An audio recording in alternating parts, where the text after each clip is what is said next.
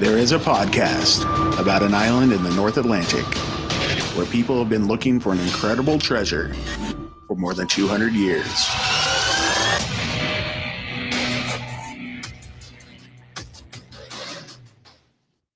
Hello, and welcome back to Could It Be? An Oak Island podcast. We are your hosts, Deidre and Dustin White. Hey, hey. Hey, hey. Hey, I want to apologize to everybody that the podcast is coming out a bit later than we usually intend. Yeah. We try to get it out on Thursday or Friday. It's Saturday, so sorry about that. Yep. We had intended to do that, but, you know, mini family emergency and family stuff. Yep. And life. Okay. So we're here. Yep. So we're here. And you want to talk about what's going down on the Isle of Oak? The Isle of Oak. Yeah. Of course I do. I mean, so where do we want to start? So what did they do? We had stuff going down in the swamp. We had stuff going down up in the uplands. Smith's Cove. I guess that's kind of connected to the uplands, right? Yeah, we talked about the money pit. There's lots to jump into. Plus, we had, don't know if anybody else watched the William Shatner extravaganza. The Unexplained. Yes. I thought it was really good. I thought it was fun. Sure. Yeah, it was good. I thought it was interesting because, of course, we expected to get into the curse, which is that's kind of up his alley for that show. That's for that show. Sure. Yeah. But I thought it was a good way for someone that was brand new to Oak Island, like the Curse of Oak Island, to within one sitting sit down, kind of get some information about the curse, the main key players coming in, and just kind of those little tidbits so they could jump in and still be able to know what's going on in the show. Absolutely. Yeah, it was fun to watch that. There was a bunch of times where we were just saying, oh my gosh, look at that clip. That is so old. They used a lot of clips from The Curse of Oak Island because The Unexplained is also a Prometheus Entertainment television show. And they used a lot of clips from The Curse of Oak Island. And it was just funny to see, I'm looking at Marty and Rick, and they're wearing not what they usually wear. And this video is 5-6 years old. Oh yeah. And it's just funny to see some of that intermixed with some of the newer stuff. Yeah, what I say, I was like, hey, they're wearing each other's colors. Because they swapped at some point. Yeah, apparently. I guess it never dawned on me that Rick was the original red wearer. If we want to get down to the fashion of Oak Island. Back in the day, yes. Back in the day, there's been an evolution. Well, for them, not so much for Jack Begley. Oh, no. Or Gary Drayton. No, they kind of wear the same thing every time. Well, Gary's, a big fan of the khaki. Well, yeah. Duh. Who isn't? What else are you going to get dirty in? Khaki, naturally. I guess so. Okay. Now that I'm done with all the fashion talk and the random things that For some of you that don't know, Deidre used to be in fashion retail management. Oh, I worked in the fashion world for quite a while. Really. I loved it. I loved it. It didn't fit our lifestyle anymore. But it was a good place to be at the time. So. It was a great place to be. And I still volunteer at what's called the Skill Center or Cascadia Tech Academy here, and am on their advisory board committee. So trying to keep them all current with what's going on in the world of fashion and in the industry. It's quite fascinating. So, of course, I like me some fashion. Also very Oak Island related. Well, but I'm happy to talk about it. Because we talk about Oak Island fashion all the time. That's true. Like Billy's fashion. Oh, you know what I'm saying? Oh, yeah. I mean, could you dress Billy better? Shirt. You can't. Oh, goodness, no.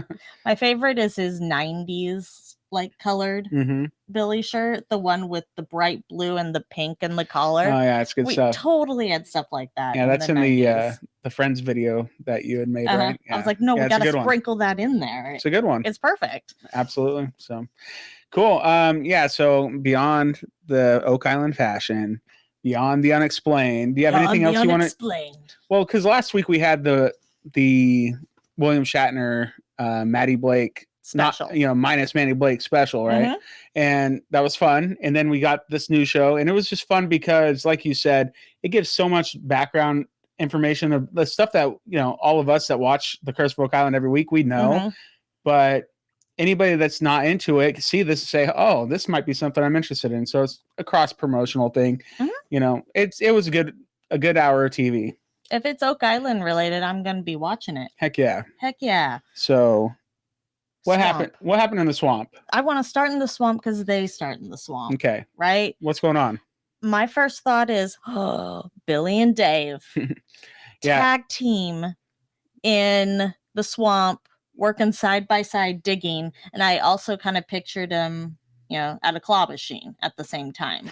Like if you're looking in and you're the stuffed animal and they're like, oh, Billy and Dave are like, gotta get the gold or whatever the prize is. But that's just how I think. It moves. The claw. Yeah. I was thinking more or less like, oh, look, Dave's got shotgun. Yeah.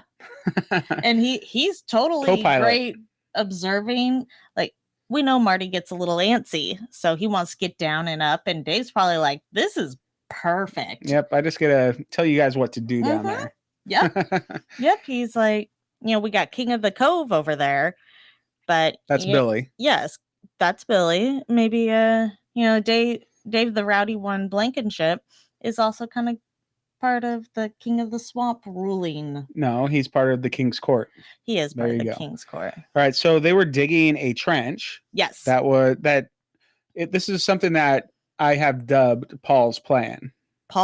Yeah, he does kind of give us the lowdown, doesn't he? Yeah, this is Paul's baby for this episode at least. Well, I mean, for at least this, what they're doing in that spot. Mm-hmm. I mean, because they're digging on what was the ship-shaped anomaly, right? And he had a theory about the way that it was positioned. If they were to dig in this one spot that he wanted to dig in, the ship part of the ship was closer to the surface, and it was about 15 feet down that they wanted to go to reach this whatever could be down there, whatever the anomaly was, hopefully ship stuff, right? Yeah, absolutely. We know with the ship-shaped anomaly, so the most shallow part, like you said, would have been at 15, and the other end was at 55 feet under. So it only makes sense that we know with this big excavator, you can at least get down to the 15 feet. So why not go to the heart of the anomaly at the most shallow point to save yourself some work and see if there's anything there? Might as well. Yeah, exactly. And then he's digging. Everybody's out there. We got Rick, Paul, Jack, Gary, Alex. It's a motley crew. It is a motley crew. It's a swampy crew. And Jack is there, and he calls stop. Yeah. Right. And Jack's in charge, you guys. Jack's in charge. He saw wood. Ooh. And then what did he say? What did he say about the wood? I saw wood. No, I saw the wood. I saw the wood. Yeah, I saw the wood and the wood one. No. Okay, sorry. No, I saw somebody made a little video that was Ace of Base. Ooh. And they were, doing the whole. I saw the wood. Well, it wasn't quite that. It was just Jack saying, "I saw the wood," and then they would clip in the rest of the song, and then it'd just go back to Jack saying, "I saw the wood." It opened up my It was kind of funny. I saw the wood. That's good. I like that. He didn't sing it though. So I know he didn't. He was standing there. I know, but it's not as good as you're thinking. But it was okay. It was in my head. It was funny. I'm sure it was absolutely hilarious. Yeah, you should look it up. But anyways, so they're doing it, and Jack's like, "I'm not going down there now." So Billy's gonna have to get it because who's gonna go into that hole? That's a bad idea. Yeah, but wasn't it? I thought it was like something that wasn't even really that deep. Well, we were looking at it, and yeah, because they hadn't hit their 15-foot mark yet, but still trying to get into a hole in the swamp that muddy, it's dangerous. You start getting things collapsing in on you, and that would that would be a terribly unfortunate way to go. But he goes, Billy's got to get it, and then he does. He does. He does a straight up claw machine move. Yeah, he's like and that's what made me also think of the claw machine, because he also, once he scoops up, he like hands it to him in the claw. Yeah, I'm sorry, that's impressive. Well, he's a surgeon with the excavator. Yeah. Surgical Billy. He's precise. He's the best. So looks like it's a survey. Yeah, it looks just like those survey stakes, but Rick wasn't convinced. He's like, it looks kind of like it, but it wasn't, it didn't feel like this or something like that, right? He was mentioning them being smaller, but he referred over to Paul asking if they had found ones this size before. He said, yeah, we've seen them that size. I bet you that's quite a stack of survey markers by now over the years that people since Fred Nolan was pulling them up. Yeah. I mean, that's a lot in a similar shape. They're obviously there for a reason at that point. Why would you have so many shaped the exact same way? Yeah, I remember earlier in the season we had Rick pull one out and he's like counting the cuts around the edge because he knew what approximate. Yeah. Well, he knew what Fred had found. Yeah. And he's like, oh my gosh, we just found the same thing. So pretty cool. I'm glad they could find something like that because it just reaffirms that Fred Nolan was onto something, and he's the one with the main one that pushed the ship theory and the swamp, being instrumental in the history and the legend of Oak Island. So, and just staying kind of on the swamp track, Gary and Jack go off to do some further metal detecting because they don't want to watch them dig a hole. Yeah. So they go off, do some metal detecting. They've got work to do. Yeah. And other people are, they're watching because we also get more action in that hole. And when they decide to continue digging in that hole, when Jack and Gary are gone, they hit rock solid, whatever it is, earth or whatever. And Paul calls, I'll stop, because they're just tearing up poor Billy's equipment. I don't think that's Billy's equipment. He was using the big tracked excavator, that's right? True. So they're still tearing up the equipment. They definitely don't want to mess up the equipment. But the interesting thing to me was that at that point, they still weren't at the 15-foot mark. And for them to hit something that hard says that there's something hard there, but then something less dense below it, no matter what that is. Sure. So what they were seeing in their seismic results would have been the hard reflector on top, which is what they were tearing up equipment with. So what's underneath that?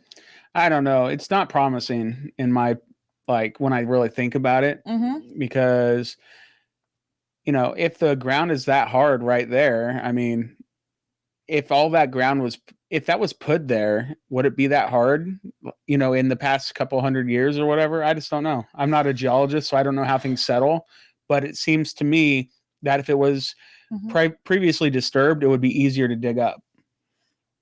Unless it was something hard was put there on purpose underneath something. Yeah. So if you're going to bury whatever it is, it would make sense to put say a big flagstone rock on top and then dirt on top of it. Okay, but I mean, they would have known that was some kind of big rock, right? They didn't. I didn't hear the anomaly. It just shows that below the 15 feet is lesser dense. Sure. Right. But we don't know because we didn't get to the 15. And I know, but who's putting a big flagstone there in 1600? Well, who was building I get it. A giant, I get it. Whatever. But to me, it just seems like, I don't know. I need to see more. It made me lose a little faith in at least that area, because I'm thinking to myself, it probably would have been easier to dig in that area if people had dug on it previously. Well, we did a core sample early in the season. Remember where they hit a really hard cap rock? And I'm wondering that's what they hit here. Sure, maybe. And then they went through a lot quicker. So I don't know. I'm not giving up. I wasn't a big swamp gal before. I feel like there's something. I'm super into the swamp, but this little piece of the puzzle, I don't know. Have to wait and see. Yeah. Just wait and see. I don't know. Well, Yeah. hey, I mean, what can who knows? It could be a be? huge monumental thing, but we'll wait and see. We'll wait and see. We'll see. Anyways, but they didn't. My point was just that they didn't get to their target depth. They were stopped, so they really weren't able to investigate whatever said anomaly is, ship or not ship. Yeah. To ship or not to ship. Right now, it's not to ship, but it could still be something. You really want all that treasure to be Shakespeare, don't you? No, I don't like Shakespeare. I really hate all it. All I heard right there was to be or not to be. Mm-hmm. Yeah. To be a ship or not to be a ship. But I do like bacon. So well, what if Francis Bacon is the alter ego of, or what if Shakespeare's alter ego of Francis Bacon? You know, that just sounds more fun. So I couldn't get behind that. I like me a good treasure mystery, obviously. And okay, I like bacon. So I like no matter bacon what. Too. I like bacon bits more than actual bacon, though. Really? Yeah. You just like the bits of bacon? I like all the bacon. Like I'll take that bacon. I just don't think it tastes that good. It's okay. Who are you? Get out of here. Give me a steak. Is that better? No, it's not pig. Steak. Okay. They had a wooden steak. There you go. Will that work for you? That'll work. You prefer steak. You prefer wooden steaks to bacon. That's all I have to say. Okay. All right. So what else happened in the swamp? We had Gary and Jack. Attack. Going out there with the metal detector. They're attacking the ground with the metal detector. Yes. And the ground attacks back with a sharp pointy object. A sharp pointy object jumps out of the ground. Under a cone-shaped boulder. Yeah, it was. It wasn't like a giant boulder or anything. No, I'm just saying it was cone-shaped. It was a bigger rock. Yeah, okay, you're getting into the territory of, okay, so you used to be the Marty and I was the Rick, but you're getting into like, oh my gosh, it's a 1.5 foot tall boulder. That must be a big cone-shaped boulder. No, it's not. It's just a bigger, it's just a rock. The boulder. It's just a rock. It's kind of like, what if you only saw the top of the pyramids?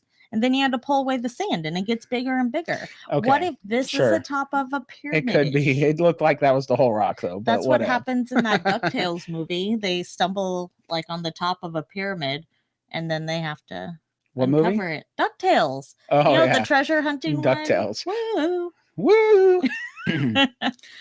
Life is like a hurricane here in Duckburg. Don't hire Launchpad. That guy is a bad pilot. He is a bad pilot. Okay. Okay. So they find it. They found this thing and they're like, what is it? They're excited. Yeah, but they're like, oh, look at that. I think there's some kind of wood in it. And so they examine it. They pass it around. Rick has some interesting notes, though. He's like, well, isn't there some kind of, what do you call it? Well, there's like the little rivets or whatever. Yeah, it's likely like a pole was attached, he thought, because of the wood and how the little things on the side of this metal thing that they found. Yeah. And so they weren't sure. They're like, you know what? I know who knows. Carmen Legg. Of course he does. Mr. Blacksmith Extraordinaire. Blacksmith Extraordinaire. I like that. Yeah. So they eventually go to New Ross, but I guess we should just touch on that. They go take that field trip. But you know, it's funny. It doesn't seem like Rick ever goes on these field trips. What's up, Rick? He's like, I'm too dirty to leave the island. He can't. Yeah. You know what? My bad. Scratch that. He went to the Fortress of Lewisburg, right? Oh, that's and true. He went to the Dartmouth Museum to try to dig up the 90-foot stone. Okay, my bad. Rick goes on field trips, but he doesn't go see Carmen Legg. That's true. And Marty has just joined the Carmen Legg field trips. Oh, man, I think he's all about Carmen Legg. And he's like, whoa, when you go to see him, always take me now, because he always gets something exciting out of it. Yeah, I think so. Marty was involved. I don't know if they're still doing the show or not. The Curse of Civil War Gold. Oh, yeah. I'm thinking Marty's like, oh my gosh, Gold Mine, Carmen Legg, the TV show. I think he wants in on that. And I think okay, maybe not. But I mean, come on, who thinks Carmen Legg needs his own TV show? Yeah, I want to see him make or some sweet what if stuff. It's Billy digging stuff up and then Carmen Legg checking it all out? Tag team.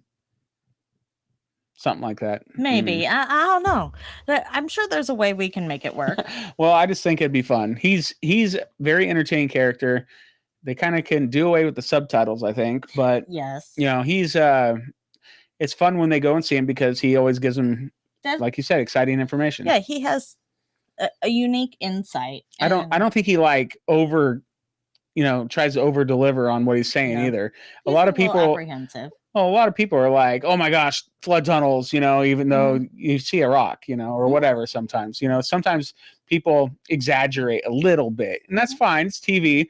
But I don't think Carmen Lake's an exaggeration type. He's just like, oh, no, this is what it is. No, he seems like a straight shooter to me. That would be my guess.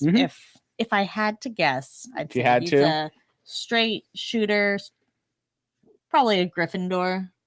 Probably a Gryffindor, yeah. Possibly. But he says it's a pike pole. Yeah, he a pike pole, but he also said it's definitely something you'd find on a sailing ship, which makes sense, right? So the wood. It's just the second week in a row he said that exact same thing, and it's good stuff. It totally makes sense for what it would be used for in there, but it also got me thinking about last year when we had the Roman pilum. It's just another thing attached to a stick that for poking stuff and moving them around within ship areas. I'd be really interested to get his opinion on that particular artifact. What the pilum thing? Yeah. If it's something he would have ever seen within the sailing arena. Yeah, well, because it's definitely probably not a Roman pilum. No, but it's definitely something attached to a stick. And to me, that seems like something similar to what we've got. Yeah, it would be fun if they revisit some of that older stuff, huh? Stuff from because that was just last season, so it's still pretty fresh in our brains, right? So I just think that he would have some interesting insight because at first we were thinking a crossbow bolt and that it's kind of evolved, but he may see it and be like, "Yep, crossbow bolt for sure," or fishing spear. Yeah. Or whatever, or that definitely came off a sailing ship.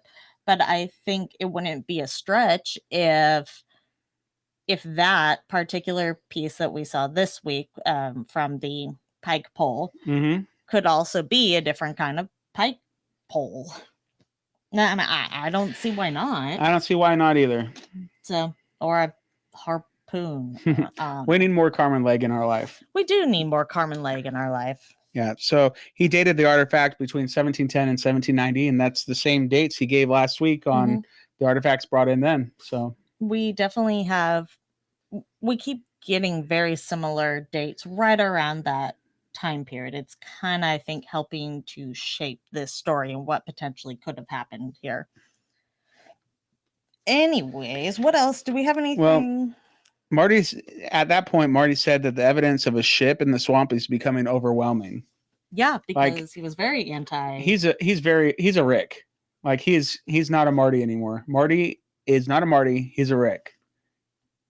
In that unexplained episode, they talk about sometimes how they switch spots, and I'm like, yeah, it feels very Freaky Friday situation around here, and I can see that. Yeah. Well, what did they do? Like run into each other as kids, and they have like their brains can. Never mind. No, how did that work? They probably just did it over the weekend and ran into each other because as kids they were still, themselves, and who knows? Maybe they got in a car accident and swap bodies, swap minds. Someone dropped a hairdryer every Friday the 13th. They swap or something. Every Friday the 13th. Yeah, I don't know. Yeah, well. Yeah, the guys. I mean, I just Marty is such a Rick now that he's all in. He might try to play a little bit of skepticism, but no. The difference is that's fading fast. For Marty, once you give him this specific evidence to prove something, of course he's going to be all in. He's got the evidence, and he just wants to see it before taking that leap and being pie in the sky versus thinking big and then seeing if there's the evidence. If he sees the evidence, then it's like, oh, okay, I believe the facts, and that's what I am. If you're gonna dish me some solid proof, then yeah, I'm gonna be all in. So something happened in the swamp. Something did. And they have the boat animation with it on fire to prove it. I almost said I have a new favorite animation, but I don't, because I still like the giant boxes of gold rolling off the ship. But the ship on fire, that was good. It's pretty good. I mean, it's not, it's I've seen better. This ship is on fire. Yeah, see? Okay, sure. I'm here to make a music video. I'm sure. So, yeah, anything else about the swamp? Nope, nothing more about the swamp or the visit to Carmen Lake. Yeah, I mean, keep up the good work, Gary. You know, you're finding some good stuff. Billy, keep digging, right? Oh, yeah. The other guys, they're killing in the swamp. I'm excited to see what happens next week, because I think next week's crazy, isn't it? Because we saw a little bit of that on the next time on. But of course. I mean, every next week is crazy, yeah. Right? Yeah. So, okay. So we had a moment early on in the episode where they took us away from Oak Island. They took us to Traverse City, Michigan. Yes. That's Marty's hometown. Yes. Marty and Craig are sitting in an office chatting with Vanessa from ROC Equipment. Yeah. Yeah. I'm excited. Are you? I can't tell. Go Vanessa. She's like shaking her fists over here, like, pump it up. I'm pump the jam. Pump it up. Yeah. So you're excited to have Vanessa back on the island very soon. Okay. Girl power. Did you know she's the CEO? Yes. Well, you didn't? I did, but I didn't. Like, I knew she either like still worked with the family. She's or a honcho, yo. She's the woman. Yeah. Like, yeah. P.S. I really want to talk to Vanessa on the show. And girl power. I've always said that I think we're underrepresented in the treasure hunting community, and obviously in construction. Yep. So yeah, let's bring her Can't deny that. No. But, you know, okay, I'll get off my little soapbox there, but that means we're gonna be dropping down some cans in the money and hammer grabbing it. Yeah. So Marty explains that they think they found Shaft 2, and according to historical records, that's about 14 feet from the money pit. So I think he's trying to get Vanessa like stoked and excited, and she's like, "Oh, yep." You know, she's like, "Yeah, let's do it." Well, I mean, I don't think she had a lot of woo in her voice. What do you think? Oh, I think she was plenty woo. By the end, she's saying we're gonna put holes all over the island. That's true. And we're gonna be getting lots of treasure. And Marty's like, "Yeah, I like that." So yeah, she was pretty excited. Okay. Yeah. So I don't know. They talked to her like, "Hey, well, what can we do this year? You know, we want to go bigger. We want to go bigger, go home." Yeah, and so she recommends an 8-foot can when they had done 5-foot cans before. So this is diameter. We have a can that's as tall as you. That's what's been out there, you know, currently. But now they're gonna have one that's way taller than me. Man, that's like you fit a lot of stuff down there. That was my first thought. I was like, okay, so and a 5-foot can is pretty big. You know, that's me. I'm a 5-foot can diameter. Okay. Tall. So I could lay down and you'd know how big the caisson is. Yeah. Now, if I lay down, the caisson's much bigger than me, and I could do it like Mission Impossible style, and you could like harness drop me into an 8-foot can. That'd be sweet. I kind of want to do that now with like lasers. Maybe they'll do that with like John Chatterton or something. Dun, dun, dun, you know? Yeah. I don't think they're going to go down like belly first, like Mission Impossible. But I want to. So they also talk about, well, okay, let me back up. Craig looks stoked. Oh, yeah. Oh. He's like, yeah, you have so excited. 8-foot can. So they've spent a lot of time doing sonic drilling, a lot of small holes this year. They haven't really dove into the hammer grab. And the sonic drill holes are what Scott tell us, they're 8-inch, and then the piece that goes inside is 6, and then the core piece that comes out is 4. Okay, well, now we're going from to an 8-foot can and hammer grab. Yeah. Big old hammer grab, yo. You excited? You look. I see the excitement in your eyes so right excited because I'm already thinking of. I thought it was cool that Billy was doing the claw and pulling stuff out of a hole. Now this is a claw. We're talking about an 8-foot claw. The claw. They should put one of those big, the big stuffed animals from Costco. Oh my god! Throw it down in the hole and then like claw it out. Wouldn't that be funny? Oh, that would be hilarious. I really kind of hope someone could like play a prank and be like, Rick, we found something. And out comes this teddy bear. They've got like this teddy bear hanging out of the claw. Yeah, that's on the April Fool's show. Oh my gosh, that would be a bit. Please do that. And then raffle it off for like charity or something. Oh yeah, it's covered in Oak Island dirt because all you have to do is put it in the claw and dip it in, and then as he comes around the corner, this giant teddy bear comes out. Oh man, that's hardcore. This is golden. Mm-hmm. Someone do this. If you ever have an island that you're going to drill on and use a hammer grab, you can do this. Okay, so I might need some PVC pipe and a small, I can do it on a smaller scale. Yeah, well, or you could just go to the arcade. Yeah, but that's not an 8-foot claw. Well, you can't do a small scale, what you're talking about, with an 8-foot claw either. Okay? I know. So... yeah, I mean, it'd be really funny if like they put a couple of those big stuffed animals down there. And it'd be funny if they pulled up both of them, at the same time. It'd be hilarious. We're going to Oak Island in May. And as much as I'd like to bring one of those giant Costco teddy bears, we would have to pay for a whole seat. Yeah, no thanks. I bet you they have a Costco in Halifax. I don't know. I don't know either. Do you have a Costco in Halifax? Because if so, I'm bringing a big bear. No, stop. Whatever. I'm glad you think that's so amazing. It is amazing. Mm-hmm. Nicely done. Yeah. Okay, I'll stop. But I'm really excited that we're going to start hammer grabbing. They say we're going to see her in a couple weeks. Well, does that, that could mean anything, though. That can mean it's on next week's episode. It means it could be 3 weeks from now. I think. Well, they might come in next week and start bringing in equipment. I mean, they might purposefully say a couple weeks as well. Just, even though what if she came the next day, but they say, yeah, we'll see you in a couple weeks just because that's convenient for what the show is going to be anyway. It's possible. It's hard to say. I mean, if they're just now calling her to say we need you, I mean, it's not like Oak Island is her only job. So you got to give them some notice. And, it takes a little bit of time to travel to Nova Scotia with that kind of heavy equipment.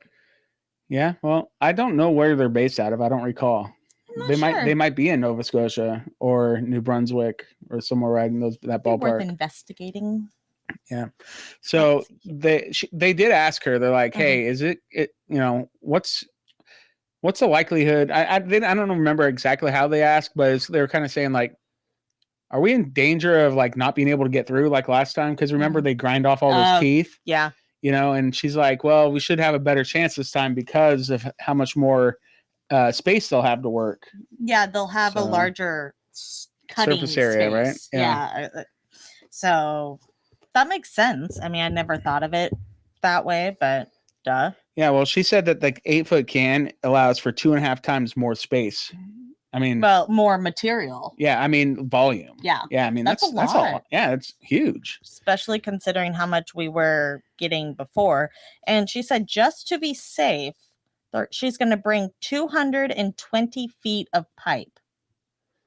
That's a lot. Yeah, well. Like, that's pretty gotta do what you gotta do.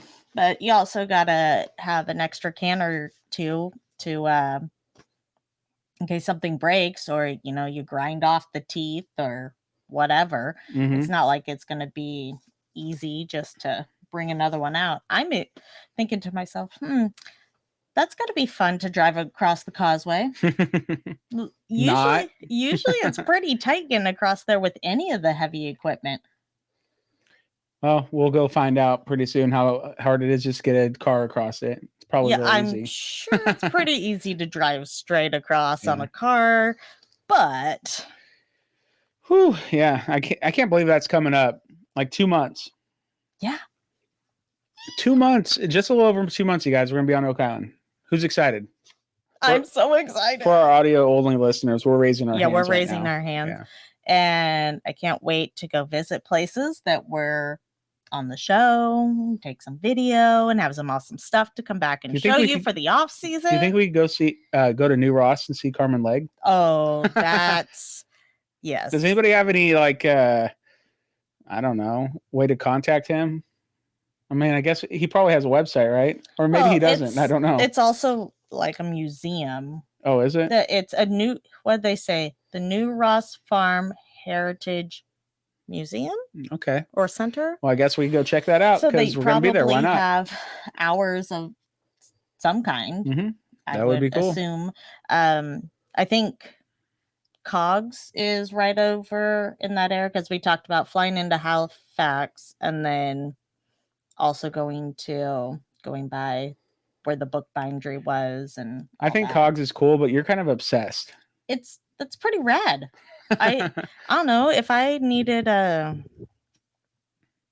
was gonna say initials. I don't know. I just think Cogs is like a cool way to do the thing. Okay. Sounds like fun. Yes, I'm weird. Okay. Mm-hmm. So all right. So next up, we have basically two sections of the show left to discuss. Yes. The Uplands and then the War Room meeting. What do you want to start with? How about the Uplands?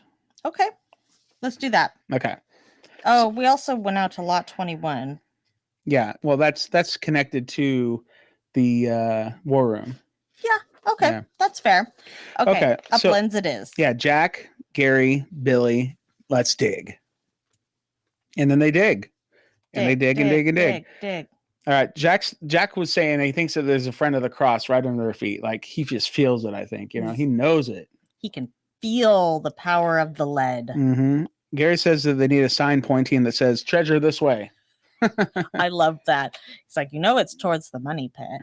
Well, that's easy. All you got to do is put that sign like at the other end of the causeway, treasure this way, then they'll be right. What if we give a sign to the teddy bear that comes out of the money pit that says treasure this way? And it's an arrow pointing down? Uh-huh. Yeah, there you go. Done. You did it. Check. I'm here to help. Yeah, Billy finds some big pieces of timber, as he does. There was a lot of wood in there. Yeah, and it's kind of all smashed to bits, isn't it? Yeah, I was pausing through it and was really surprised on the one side how much wood there was. Looked like there was a lot of plankings that to me said shaft, but hard to say.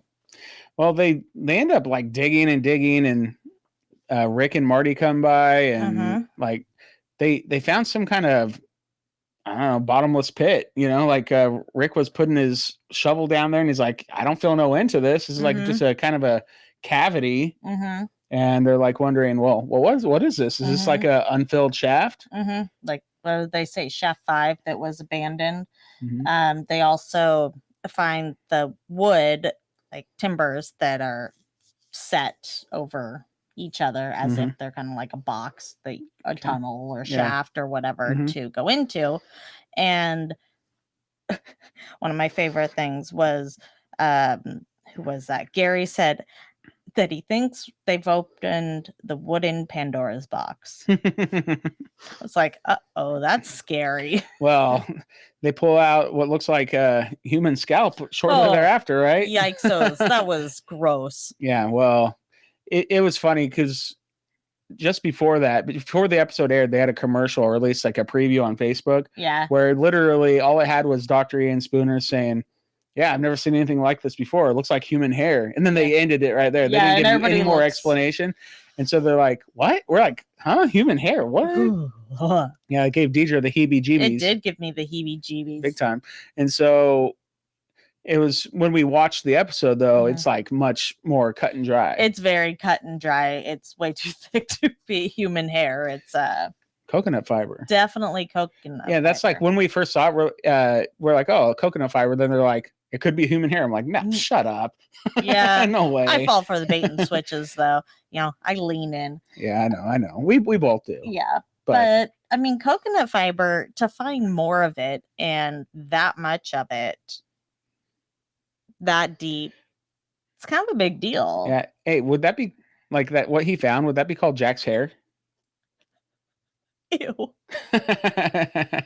Well, Just you know, like yeah. What if they stick it on his head? You know, because you know he doesn't. You know, he shaves his head. So it's Jack's toupee. Jack's toupee. If it was hair, yes. Oh, it's just coconut fiber. Never mind, Jack. Sorry, bud. Oh man, that's funny. Glad I can make you smile today. That's once. It's like hair.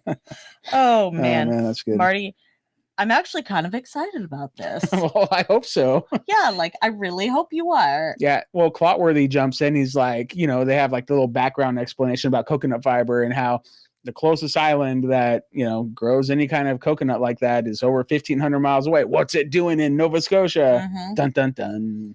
I mean, if you think about how much of it was found in Smith's Cove, and then we go to thinking about it just in these different places, that is a lot of coconut fiber that would have had to come over. A lot.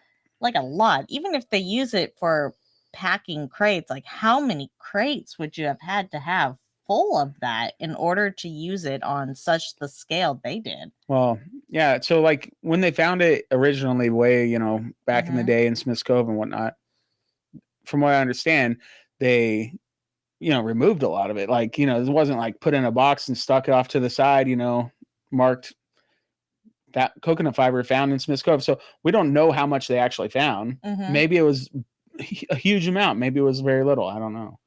I mean, someone might like Doug or Dan Hinsky might know, but you know, with people watching the TV show like us, I'm just not sure how much they found before. Thinking of the logistics of the depositors bringing coconut fiber, and you know, did they really use just what they had on hand in crates full of treasures, or is it like, hey, we stumbled across this island that's going to be perfect, we know how to get back here, do we create a plan and then like come back and do all these workings, and we know we have to have so much coconut fiber? that seems bananas, but maybe they brought boatloads of just coconut fiber. Yeah, maybe the boat that got buried in the swamp. Yeah, was like the coconut fiber supply boat. A Spanish galleon. Could it be? Hey, I don't know, but you know what? We got a lot of could it be's this episode. Just saying. That's true. He's bringing it back. Like I think last season there was like, was there any could it be's? Because I think they thought they was overdone. Well, they pulled back a tiny bit. Yeah, but it's back this season. Could it be? With vengeance. I like it. I like it a lot.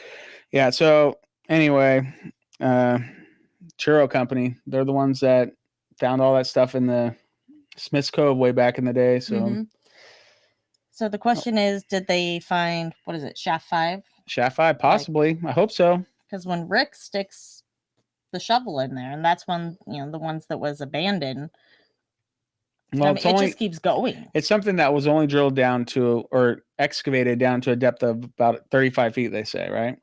Then they removed something that they thought was a capstone kind of thing, and it flooded with water. I mean, did they basically remove a piece of the flood tunnel that kept the water in? I don't know. It's hard to say. Or did they just get down too deep to where, hey, there's just naturally water there, and that's just it. End of story. Yeah, I mean, yeah, I don't know. Yeah. Meh. But I'm excited. Yep, I'm excited too. So anyway, they bag and tag the coconut fiber. They get that to get an untouched sample. Oh, of course. Yeah. Don't want any of Jack's germs on them, right? Jack's germs. Or anyone. Not necessarily Jack. I'm not throwing shade on Jack. We just don't want Jack's germs. We want the Ziploc. Well, he's the one retrieving the sample. Yeah, I know. Right. There was enough around there. I know. And so they go and get the sample and they send it to Ian Spooner, the swamp doctor. Yes. Even though they're not technically looking in the swamp. Yeah, I thought that was kind of interesting that it went to him, but maybe they thought the turnaround on something like that with organic material. I mean, he does work for a university. I'm sure Acadia can handle that. Yeah. So.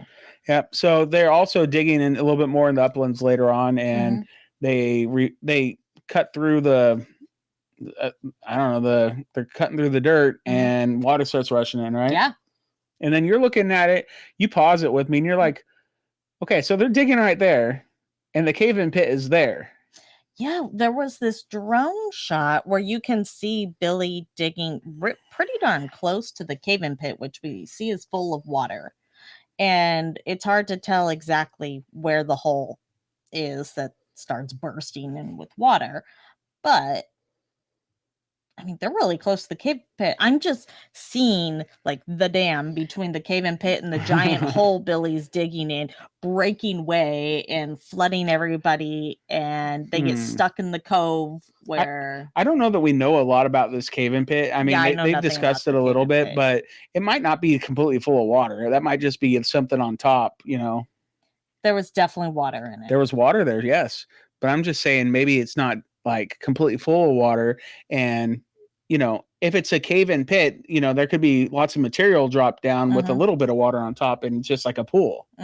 So we're not thinking like seasonally it's got water in it. I don't know. Or something? I have no idea. I'm just saying, like, you think it's like completely full of water and they're gonna scrape something and rush in, you know? Well, yeah, okay. So we live in Vancouver, Washington, and I'm thinking about Vanport, this poor city that was flooded because the dam broke and like it's now a river. Yeah, it completely got wiped away. I was wiped off the face of the earth. It did. It doesn't exist anymore.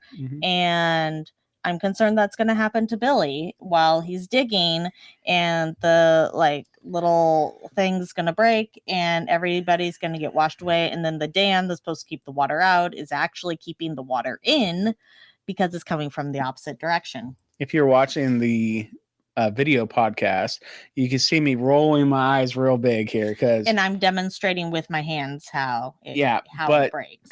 Come on.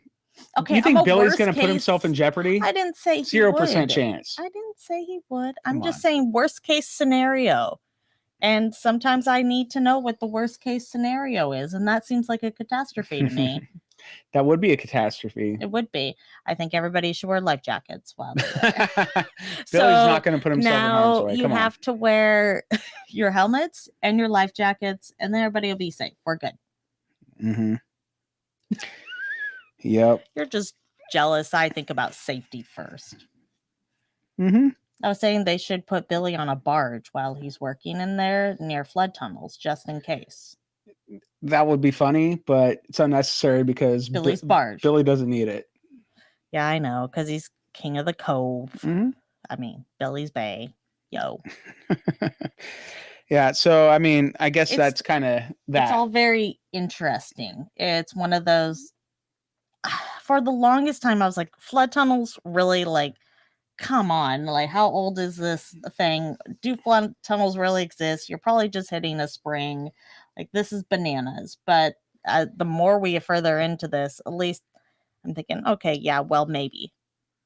Maybe it could be. Maybe they did nick the side of a flood tunnel. Could it be? It could be. It really could. That's all I got. Okay. That's how I feel about the uplands. And you're sticking to it. I'm sticking to it. Sounds good. Okay. Well, they do have a follow-up with this, like we had briefly mentioned, concerning the war room meeting where they talked to Dr. Ian Spooner about it. And it was just he wasn't there. It was just a voice conference call, but we had Marty, Rick, Alex, Doug, and Steve Guptill. Of course. And they were sitting around the table wanting to know about this stuff. And that's when Dr. Spooner had brought up, yeah, it looked like human hair. And everyone's like, huh? Yikes, nothing I've ever seen before. Terrifying. Yeah, it was like nothing they've ever seen before. Well, if you're a swamp studier, if you're a swamp studier out of like Canada, you probably haven't seen much coconut fiber come across your table. So yeah, especially that far down and mixed in, like, that's just, again, it's bananas. It's absolutely bananas. This whole thing, I think Dr. Spooner is all in on the swamp being man-made. I mean, we kind of already know that, but I think as soon as he got that confirmed, he was like all in on this treasure hunt. I don't think he's going anywhere anytime soon. Nope. Acadia University is in. They're all in. Yep. Just as Cogs is in. Yep. It's all about the education. Just as St. Mary's University is in. Educate. All of these places they go to with all these ties to these experts, those people are invested. Those people want them to find it. Yeah, of course. But they're not going to put their reputations on the line saying, oh, yeah, this is, this has to be something that'll lead you to treasure. They don't do that. But they give them encouraging information, based on what the things are that they're putting in front of them. I think it's a beautiful relationship because it shows academic stuff with treasure hunters and how they meet in the middle. Because, when you're a treasure hunter, you can really, I don't know, like you could be so sure about something that you don't even need any proof, because it's all faith-based. Yeah. But when you have these other people that are all based on the data, like we always say, the Rick and the Marty, except for Marty's now Rick, but whatever. They take turns. Yeah. So that's just the data and then the pure faith coming together from all those angles is great. Well, you need a little bit of both, right? You have to have if you don't have faith going somewhere, then why would you even want to bring the data in to have it tested? They actually touch on this on the Unexplained episode a bit, kind of the psychology about treasure hunters. And, you just keep going and going and going, thinking that this last little bit's going to get you there. I know. I thought that guy was talking specifically about you. You mean you? No, I let things go. No, you don't. No, just kidding. No. But that, this is why treasure hunting works well for us is we're like a Rick and Marty, like if our personalities and the way we see things, because we can challenge each other. And I'm usually right. Okay. But within treasure hunting, you have this psychology just comes up a lot. And like you said, it's kind of it's a beautiful relationship that they've also got the very academic and kind of that cut and dry. You have to be able to prove yourself beyond just faith that something is there, besides just a feeling. Yep. It's bigger than that. Well, they got the resources to reach out to the right people that can help them with identifying all that stuff. And like I said, it's a beautiful relationship that comes together that, one side isn't going to be more, so the education side is what really intrigues me because those people, they can't just put their reputation on the line to go along with whatever narrative these guys want to go. And so when you hear them say, they're excited about something, that's when you really take notice. No, I 100%, 1,000,000%, 1,000,000,000% agree. That's to get someone, an academic like that, excited, listen up, yo. Yeah. Well, like you said, Dr. Spooner, all in. He's all in. Yeah. After he found that piece of wood wedged between the rocks, he was like, whoa, he's like, that's it. Gun. That's it. It wasn't a bottle. It wasn't anything. All he needed was that piece of wood to prove that this was put here on purpose. That's saying something. It sure is. Then we had, so Doug, after the phone call ended, Doug, he noted that Marty has questioned the lack of coconut fiber that they've been finding. And so this new find is really helpful because, they have these tales of finding all this coconut fiber and they're not, they're doing all this digging. They're not finding coconut fiber, not as much as they thought they probably should be. Yeah. The lore, if you will. Yeah. But so it's cool. They found like a good deposit of it. No, that was really exciting for me to see the coconut fiber come out. I mean, we know we can always trust Dan Hensky to tell us where there's more to go find it, but to hit something that has it in there that we haven't seen before, it just, I don't know. I think it really says a lot. Yeah. In my notes, I wrote here that the team agrees that this confirms original work. Marty says we're absolutely closing in. And I literally wrote, Marty is now a Rick. I've been saying it more than just now, but that down multiple times. Yeah. I mean, it's just becoming more and more apparent. It is. It definitely is. Okay. let's see here. What do we have anything else about? Yeah, now we go on to the namesake of the episode, Surely Templar. Okay, are we going to talk about Lot 21? Yeah, because the stuff with James McQuiston rolls into that. Okay, I'm sure. Don't you remember? Did you even watch the episode? I did, but I didn't think that necessarily rolled in as beautifully as you think it rolls in. Okay, well, James McQuiston's there, and he explains about how Daniel McGinnis was related to other people that could have been, he was down the chain from the Knights Baronet. And then that's why they go to Lot 21 afterward to chat about it. So there is an elegant little flow to get you there. Okay. I'm listening to your flow, yo. All right. Well, let's start over with McQuiston. Okay. Right? War room meeting. James McQuiston returns to the island, explaining how Freemasons connect directly to Oak Island. He gives them these little handouts. Yeah. I mean, I want one of those. Yeah, James, I couldn't get a good look at it. Yeah, I want a better look at that. Maybe I wanted to read through it. I bet he maybe posted it online somewhere. You know what? It's probably in the layout of his newest book. He had mentioned that was the one that had all that in it. I think. Well, maybe we need to start buying his books. End game. That one. So we need to get that one. Yeah, I haven't read any of James McQuiston's books yet. We'll link it in the notes. Sounds good.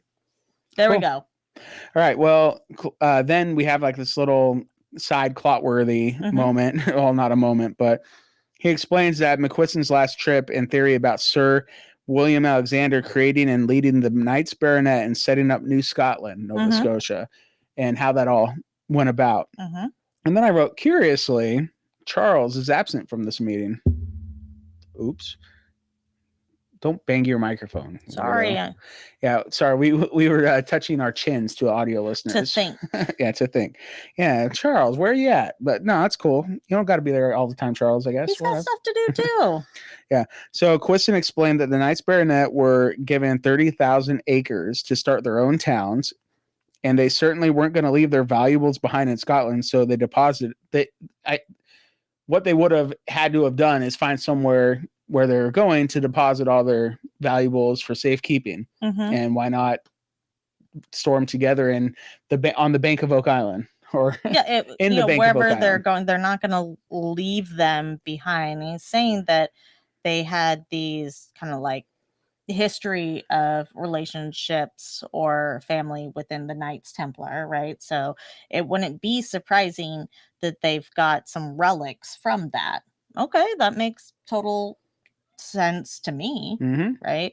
And the original leader, William Alexander, who led. You forgot the Sir. He did earn that title, Sir. Yeah, that's right, William Alexander.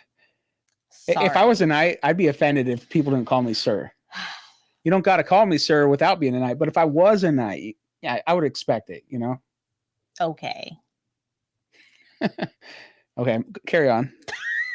Sorry, my bad. Sir William Alexander. Anyways, and he, in connecting with the 3 boys that were digging up the money pit,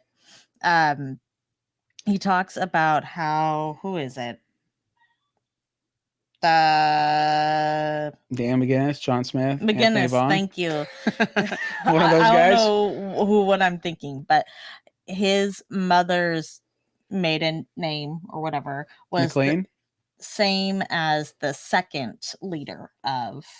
That's McLean. James McLean was the next lead of the Nova Scotia Freemasons. Yes. So maybe they were going there on purpose. So maybe he had heard tale handed down that go to Oak Island and there would be something he needs to dig up or something he could retrieve that his ancestors or somebody had maybe buried there of great value. Yeah. So that's what could have convinced him and his friends to dig that 30-foot deep pit.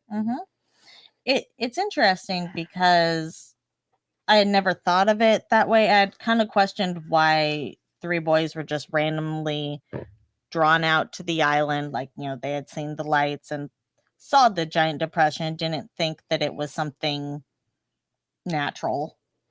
I mean, there are reasons not to think it's natural. I get it. But then to to eagerly start digging that deep. Like, it kept blowing my mind that the three of them went down that far. We have dug holes as two individuals and with, good equipment, but that's a lot of work. Going past like 5 feet would be a big undertaking. Going 30 feet deep, no, and then that just does not sound appealing unless you're going to get rewarded. Mm-hmm. When you think you're going to get rewarded, you keep going. You kind of keep getting these little things. Like, you go down 10 feet, and that's a long ways to go to get to your layer of logs. To get to the layer of logs, to me, says, oh, wow, this was on purpose. Yeah, right? There's something there. But you have to have faith to get down that far. But then he goes on to mention about potential, like, Mason symbols around the base of a tree, things like that, which would inspire that. Yeah, for sure. Yeah, well, James McQuiston, he said about like why they would have, if they're coming over there and they have these valuables and they don't want to leave them behind in Scotland, he said, well, what we're going to do is we're going to bury it. Like if he was speaking for them, we're going to bury it. We're going to booby trap it and nobody's going to know about it. So until your family speaks about it generations later, which could have possibly happened with this theory, going to, ultimately getting to Daniel McGinnis to go and dig this stuff up. It makes sense. It really does seem it makes logical. sense. Well, it makes sense that as far as the story goes and how it could have happened, I suppose, but I don't know. I guess I need to read James McQuiston's book, get more background information, but yeah, I don't know. It's a lot to take in. I mean, this is not a shallow sort. This is very deep, and kind of some deep roots to really history of any kind to dive in and really have a good understanding of. Yeah, it seems like a lot of work and a lot of engineering and a lot of everything to go through to do such a thing at such depth. And, I mean, a 30-foot pit, a 20-foot pit probably would have sufficed, unless they were hiding the Ark of the Covenant, right? Unless it was a bank, unless it was something bigger than. Yeah, it's just hard to know. It is, because it's fun to speculate in the past. Yeah. So they had that discussion, and then that led them to follow up, going to the McGinnis, to the McGinnis Foundation to check it out. Yep. And so they're looking around, and Marty says that Laird is in charge because Laird's with them, obviously. Yeah, and the only way they're getting on this lot is if Laird's in charge. So he clearly states Laird's in charge. Yeah. Steve was there, and he asked if it was possible if Daniel McGinnis and his friends may have found the treasure. And Charles says that could be. Yeah. Just being real. If that's a possibility. But when I think about it, Daniel McGinnis and Anthony Vaughn and it's on tip of my tongue, John Smith. That one. Those guys went out there, they dug that 30-foot pit, and then they kind of had to give up.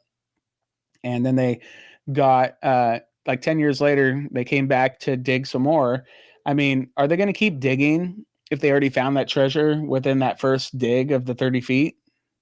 I think they're not coming back, so to me, it's hard to imagine that they found it, but who knows? I don't know. They may have found something, but it's hard to say. Maybe they did find it and know exactly what it is. It was something big, and they bought the property in order to protect it. Could be. Could it be? It could. So what? They brought more diggers on like 10 years later to go and dig a giant pit just as a ruse. Be like, oh yeah, we're still digging. We haven't found it, guys. Come look over here. See this big pit? There's nothing there. Oh man, maybe we'll get it tomorrow. Maybe. And they already have it. I'm just here to challenge you. Doubt it. And say you could be wrong. Yeah. That's all I'm doing. I'm just here to throw wrenches in your plan. Yeah. Well, yeah. Okay. So they did have a little flashback, and that's where I was getting about that. Like, they had a flashback talking about one of Daniel McGinnis's ancestors, Joan McGinnis, coming to the island and showing off that cross. And I mean, sure, that could have been found by him on Oak Island. I wouldn't doubt that, if that's the story that's came down through generations or whatever. Mhm. But to me, it's just, I think if they found it, why 10 years later that they go back and start digging again? Mhm. Just doesn't make a lot of sense to me. Nah, I'm on board with that. But what we find out is basically they've been approved for a permit to do a surface level investigation. Mhm. They're scratching, they're shaking, they're going grid Yeah, style they have that straight sifter. Archaeologist. Thank you. And so Laird and the flood tunnels of doom are active on site and ready. Mm-hmm. So he's gonna be busy. Yeah, and that's kind of like that's going to be a big deal because nobody's ever been able to like really dig into this area and find out a whole bunch more. I mean, they probably were able to back, prior to the government taking such a keen interest in the area, but it's protected. Laird has permission to do some work. So we're excited for you, Laird. We are excited. Go, Laird, go. Yeah, that's kind of the whole episode. That is the whole episode. Except for the next time on the Curse of Oak Island. Like, what do you mean? Am I missing something here? Yeah, you want me to read my notes from the next time on? Yeah. Okay, so on my notes, I typed in, they find a huge boulder near the eye of the swamp that looks bigger than the boulders that comprise Nolan's Cross. Mm-hmm. Tom Nolan is on site with Rick, examining this. Yes, and those are big boulders. Well, the Nolan's Cross ones are pretty big, and if these are bigger, they didn't. I don't know if they didn't look like that big to me because they're kind of still a little bit buried. And Billy's scoop, I understand he has the bigger scoop with this, so that could be playing with my perception a little bit. I was gonna say there was nothing really there for scale. Yeah, except for the bucket. Except for the bucket, but then if you don't really have a good idea of what the scale of that is, it's hard to say. True. All right, and then they get a huge, extremely long reach excavator for Billy to play with in the uplands. That was bananas. Yeah, like I wrote huge, extremely long reach excavator. Yeah, I couldn't believe it. I paused it a few times like, what? I know. Well, we've kind of been seeing that in some previews coming up throughout the season of like a excavator that is digging like super deep. So, well, obviously they believe there's something going on in the uplands. Heck yeah. And then Billy breaks through the soil and they find a bunch of gushing water. Jack calls it a geyser. And then that's where it ends. And that's about it. And that's it. I'm exciting. You're very exciting, man. I don't think I've ever met a more exciting person than you. I'm excited for next week to see what is crack-a-lackin'. Yeah, right. Mm-hmm. So yeah, that's that. Good episode. So I'm excited for next week. And then if you guys want, anybody that's listening or watching right now, you could come and just hang out with us because we have a live stream that we do on Tuesdays. Yep. An hour before the Curse of Oak Island airs on the East Coast. In the US. Yeah, so it airs on the East Coast at 9:00. So East Coast, 8:00 is when we go live. Yep. So all right. Well, I think we still have Clotworthies, right? Yep. So let's get our Clotworthy moments. Yeah. Who won? You want to know who won last week? Please share. Wait for it. The iron strap from an old ship and found near the mysterious stone-paved area in the swamp.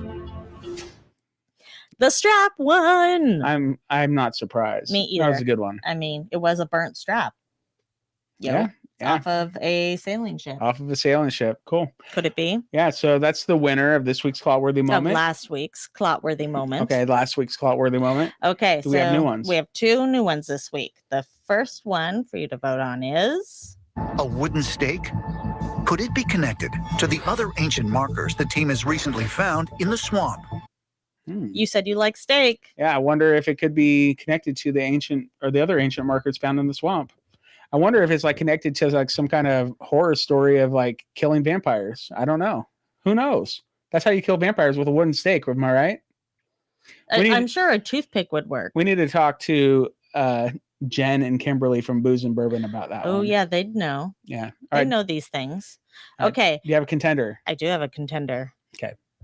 Sir William Alexander, the founder of the Knights Baronet, also a Freemason.